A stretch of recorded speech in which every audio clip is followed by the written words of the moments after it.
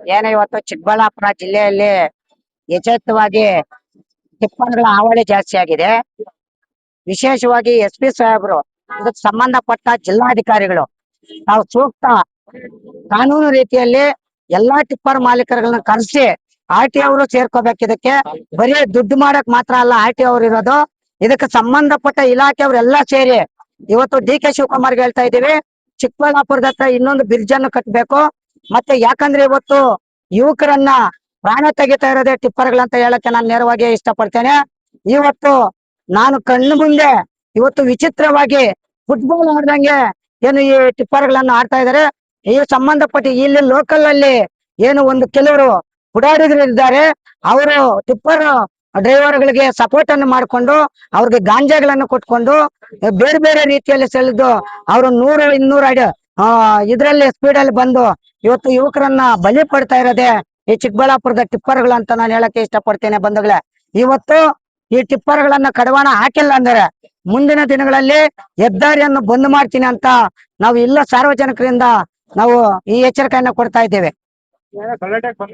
Sir, ಈಗ ಇಲ್ಲಿ local ಅಲ್ಲಿ ಒಂದು 5-6 ಜನ ಏನು ಮಾಲೀಕರು ಇರ್ತಾರೆ, ಅವರು ಡ್ರೈವರ್ ಸಪೋರ್ಟ್ ಮಾಡಿ ನಾವು ಮಾತಾಡುವಂತ ಈ ತರ ಅನ್ಯಾಯ ಆಗ್ತಾ ಇದೆ ಅಂತ ನಾವ್ ಹೇಳಕ್ ಬಂದಾಗ ನಮ್ಮನ್ನೆಲ್ಲ ಹಲ್ಲೆ ಮಾಡಕ್ಕೆ ಅವರೆಲ್ಲ ಸುಪಾರಿ ಕೊಟ್ಕೊಂಡು ಒಬ್ರಿಗೊಬ್ರು ಬಂದು ಜನ ತಳ್ಳೋದನ್ನ ಮಾಡ್ತಿದ್ದಾರೆ. ಇವತ್ತು ಸಾರ್ವಜನಿಕರು ಬಿದ್ದೋದಾಗ ಎತ್ತಬೇಕಂತ ಸುಪ್ರೀಂ ಕೋರ್ಟ್ ಆದೇಶ ಇದೆ. ಹಾಗಾದ್ರೆ ನಾವು ಬಿದ್ದೋಗಿರೋವ್ರನ್ನ ರಕ್ಷಣೆ ಮಾಡ್ಕೊಡ್ದ ಬೇರೆಯವ್ರು ಬಂದು ಹಲ್ಲೆ ಮಾಡೋ ಅಂತ ಅಧಿಕಾರ ಏನಿದೆ? ಹಾಗಾದ್ರೆ ಡ್ರೈವರ್ಗಳಿಗೆ 10 ಸ್ಪೀಡ್ ಅನ್ನೋ ಮಾಲೀಕರೇ ಹೇಳ್ತಿದಾರ ಅನ್ನೋದನ್ನ ಇದನ್ನ ಸಂಬಂಧಪಟ್ಟ ಇಲಾಖೆಯವರು ಕರೆದು ಇದನ್ನ ಮಾಡಿಲ್ಲ ಅಂದ್ರೆ ಮುಂದಿನ ದಿನಗಳಲ್ಲಿ ಎಲ್ಲ ಉಗ್ರ ಹೋರಾಟ ಮಾಡ್ತೀವಿ ಚಿಕ್ಕಬಳ್ಳಾಪುರ ಜಿಲ್ಲಾದ್ಯಂತ ಅಂತ ಹೇಳ್ತಾ.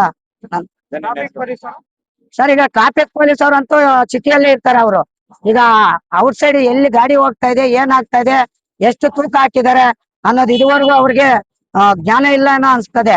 ಸುಮ್ನೆ ಕಾಟಾಚಾರಕ್ಕೆ ನಮ್ಮ ಪೊಲೀಸ್ ಇಲಾಖೆ ಇವತ್ತು ಟ್ರಾಫಿಕ್ ಇದೆ ಅನ್ನೋದನ್ನ ನಾವು ಇದು ಮಾಡ್ತೀವಿ. SP ಸಾಹೇಬ್ರು ಇದನ್ನ ನೇರವಾಗಿ ಅವ್ರಿಗೆ ಕಡಕನ್ನ ವಾರ್ನಿಂಗ್ ಕೊಡ್ಬೇಕಂತ ನಾವು ಈ ಮೂಲಕ ಹೇಳ್ತಾ ಇದೀವಿ ಸಾರ್ವಜನಿಕರಲ್ಲಿ. ಈಗ ಟ್ರಾಫಿಕ್ ಇನ್ಸ್ಪೆಕ್ಟರ್ ಬಂದು ಜನಗಳು ಸೆದ್ರೋದ್ ಮಾಡ್ತಾ ಇದಾರೆ ಅಷ್ಟೇ.